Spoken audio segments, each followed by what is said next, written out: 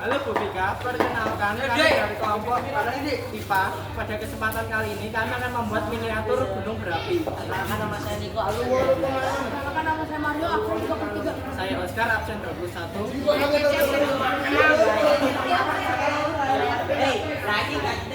Selamat menyaksikan.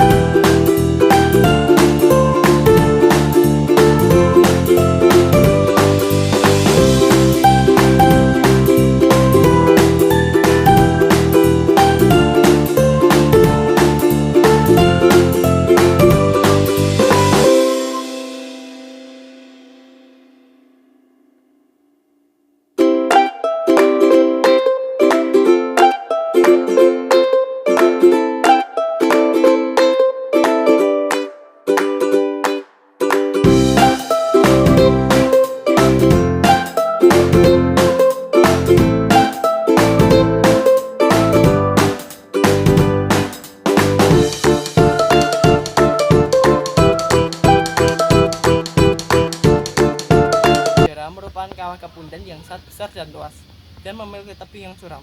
Kaldera terbentuk ketika gunung berapi meletus dengan sangat hebat sehingga bagian dari atas puncak gunung berapi tersebut gugur ke dalam pipa kawah. Lalu ada sil. Sil merupakan magma yang masuk ke dalam dua lapisan sedimen dan membeku. Lalu lakolit. Lakolit merupakan magma yang masuk ke dalam dua batuan sedimen dan menekan ke atas dan membeku sehingga bagian atas berbentuk cembung dan bagian bawah berbentuk datar. Lalu batolit. Batolit merupakan kawah yang menembus lapisan-lapisan batuan dan membeku di tengah jalan. Lalu dapur magma. Dapur magma merupakan kawah ruang bawah tanah yang sangat besar dan berisi lelehan dari batuan di bawah permukaan bumi. Lalu ada diatrema. Diatrema merupakan pipa vulkanik yang berisi breksi dari hasil letusan ledakan yang ada gas. Lalu terakhir kawah. Kawah merupakan bagian dari puncak gunung berapi yang dilewati oleh ban-ban letusan dan berbentuk cekung. Gunung berapi tipe A adalah gunung berapi yang mengalami erupsi paling sedikit satu kali pada sebelum tahun 1600. Contohnya adalah Gunung Merapi dan Gunung Semeru. Gunung berapi tipe B adalah gunung berapi yang belum pernah mengalami erupsi namun menunjukkan gejala-gejala seperti kegiatan solvatar. Contohnya Gunung Lawu dan Gunung Sembing. Gunung api tipe C adalah gunung berapi yang erupsinya tidak diketahui oleh sejarah manusia namun tetap menunjukkan tanda-tanda seperti lapangan solvatar atau fumoral namun berada di titik lemah. Contohnya seperti Gunung Kawah Kamujang dan Gunung Kawah Manuk. Jenis-jenis gunung berapi. Menurut aktivitasnya, gunung api dapat dibagi menjadi 3 golongan, yaitu pertama, gunung aktif. Gunung aktif yaitu adalah gunung api yang masih bekerja dan kawahnya selalu mengeluarkan asap, gempa, serta letusan, misalnya Gunung Stromboli dan Gunung Merapi. Yang kedua, gunung mati, yaitu gunung api yang sejak tahun 1600 sudah tak bisa meletus lagi, misalnya Gunung Patuha, Gunung Sumbing, dan sebagiannya. Yang ketiga, gunung istirahat, yaitu gunung api yang sewaktu-waktu meletus dan kemudian istirahat kembali, misalnya Gunung Ceramai, Gunung Kelut, dan sebagainya. Yang kedua, berdasarkan sifat letusannya. Gunung berapi bisa dibedakan menjadi 3 bentuk, yaitu gunung berapi strato. Gunung berapi strato adalah gunung berapi yang berbentuk kerucut. Gunung berapi strato terjadi karena adanya letusan atau erupsi berkali-kali dan berganti-gantian antara efusif dan eksplosif, sehingga memperlihatkan batuan beku yang berlapis-lapis pada dinding kawahnya. Gunung berapi Mar, gunung dengan kawah besar hasil letusan eksplosif sekali. Gunung itu lalu mati. Dapur magma dangkal dan bertekanan tinggi.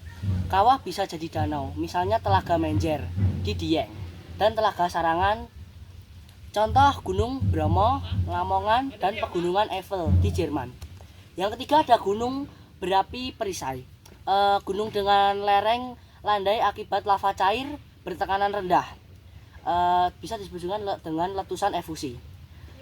Tidak meledak saat erupsi, tidak ada di Indonesia, dan contohnya ada di Mauna Loa dan Mauna Kea di Hawaii dan AS. Gejala-gejala vulkanisme.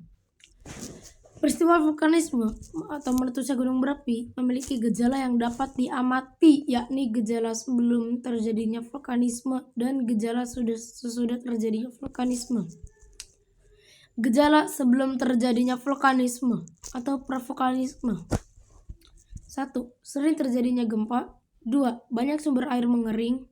3. Peningkatan temperatur di sekitar kawah. 4. Terdengar gemuruh dari dalam gunung. 5. Atau yang terakhir, hewan-hewan dari puncak gunung turun ke lereng gunung. Gejala setelah terjadinya vulkanisme atau pasca vulkanisme. Sedangkan untuk gejala pasca vulkanisme yang muncul setelah gunung berapi selesai meletus adalah 1. Munculnya sumber air panas atau geyser. 2. Munculnya sumber gas atau ekshalasi seperti belerang. 3. Munculnya sumber air yang mengandung mineral seperti belerang atau sulfur. Dampak baiknya, banyak sumber mineral yang dihasilkan, terdapat sumber energi fosil, terdapat banyak gas bumi, tanah menjadi lebih subur, dan menjadi tempat pariwisata dan penelitian. Dan dampak buruknya, kebakaran hutan, awan panas, pencemaran udara, dan memakan korban. Mitigasi bencana gunung berapi. Mitigasi bencana alam gunung berapi dapat dilakukan dengan cara berikut. 1. Hindari tempat-tempat yang sekiranya akan menjadi aliran lava. 2. Membuat perencanaan lokasi terhadap pemanfaatan lahan untuk aktivitas harus jauh atau di luar dari kawasan rawan bencana. 3. Mensosialisasikan kepada masyarakat untuk melakukan koordinasi dengan petugas atau pengamat gunung berapi. 4. Mendesain bangunan menjadi bangunan yang tahan terhadap tambahan beban aktivitas atau gunung api. 5. Membuat titik pengungsian yang permanen, terutama di sekitar gunung api yang masih sering meletus, misalnya Gunung Merapi, Daerah Istimewa Yogyakarta, Jawa Tengah, Gunung Semeru, Jawa Timur, dan Gunung Sinabung, Sumatera Utara. 6. Memberikan sosialisasi berupa penyuluhan kepada masyarakat yang bermukim di sekitar gunung api untuk mengetahui posisi tempat tinggalnya pada peta kawasan sekitar kawasan rawan bencana gunung api. 7. Membuat struktur bangunan yang tahan terhadap api. 8. Mensosialisasikan kepada masyarakat yang bermukim di sekitar gunung api tentang cara menghindari serta tindakan yang harus dilakukan ketika terjadi letusan gunung api.